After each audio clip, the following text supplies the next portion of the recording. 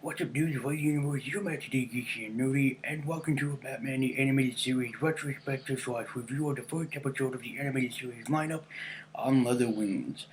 And no, this is not a rip-off of Channel Autumn's Batman. I have nothing to do with ripping off of Walter, who works over at Channel Autumn.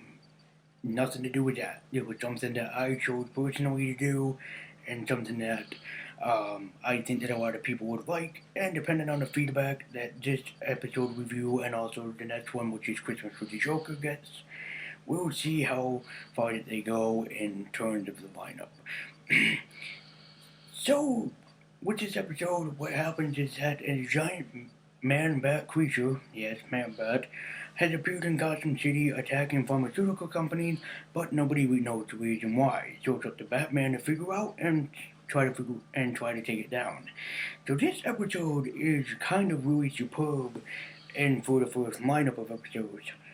And first of all, what's having Batman face off against Man-Bat is really kind of the more illogical and bizarre one to me, because when you think of popular Batman villains, you don't often think of Man-Bat as the first one.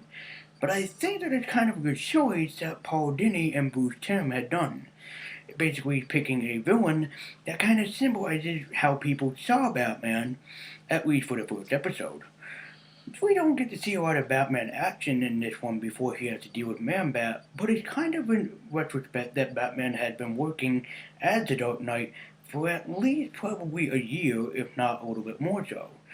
So, kind of in terms with this, we already know that he was Commissioner Gordon. They've been working together for a little bit now, and that Harvey Bullock is basically against him.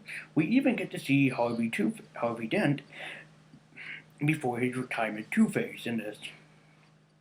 Although he did not end it for the long run, even just making just one appearance and flipping a coin, giving us kind of the hint that he's eventually going to become Two-Face. Personally, one of my favorite Batman villains. Now I have to quote, I have to give credit to everybody that worked on this episode because it was great. Not only do we get to see Batman going up against an enemy that he had no advantage over, we also get to see him failing before he succeeds in trying to figure out how to defeat the Man-Bat creature, which is something actually of superb in retrospect, and including the changing in front of Batman that Kirk Langstrom did was above all very sinister and also really, really good.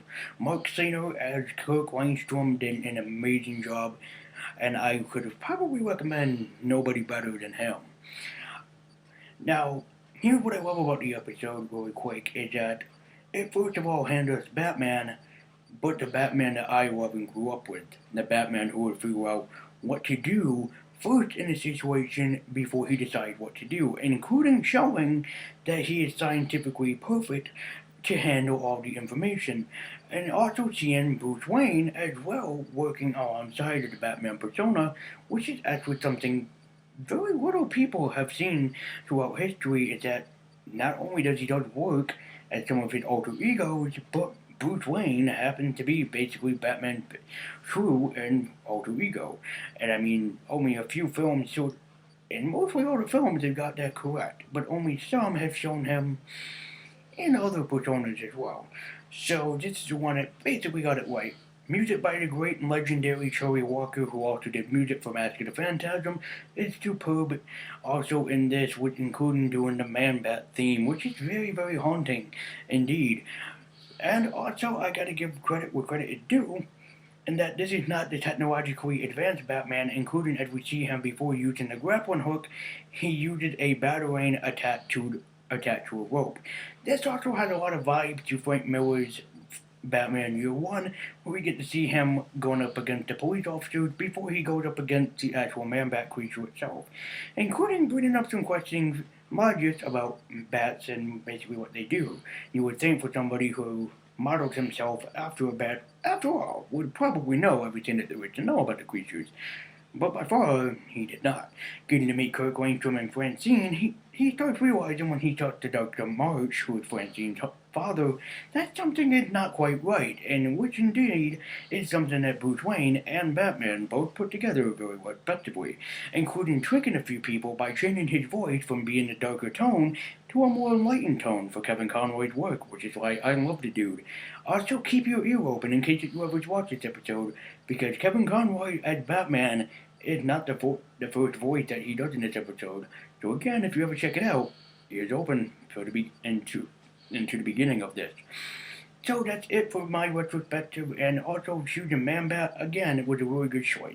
As I said earlier, Man-Bat and Batman sort of go well together because Man-Bat is exactly what criminals see as Batman, and including having Batman going up against the cops because they think that Man-Bat is doing what is Batman basically taking down these people is actually a pretty nice and little nice Easter egg to the character. And having him go up against a supernatural creature that he doesn't understand before somebody like Mr. Freeze or Two-Face or even Clayface was running the series was a really good choice. And in fact, the more that I understood it, the better I had an understanding of why Bruce Timm and Paul Dini had chosen such a wonderful character, but a more lesser known character in the Batman lore and mythologies. So this episode had a lot of science, great fiction writing, and including a good origin for the character of Kirk Langstrom and Man-Bat himself. I'm certain that we'll see more Man-Bat throughout the animated series, but for his first episode, very good to see in seeing him. So thank you guys so much for watching this first of the Batman animated series retrospective and reviews. Let me know if you want to see more in the comment section down below, and I'll see you next time.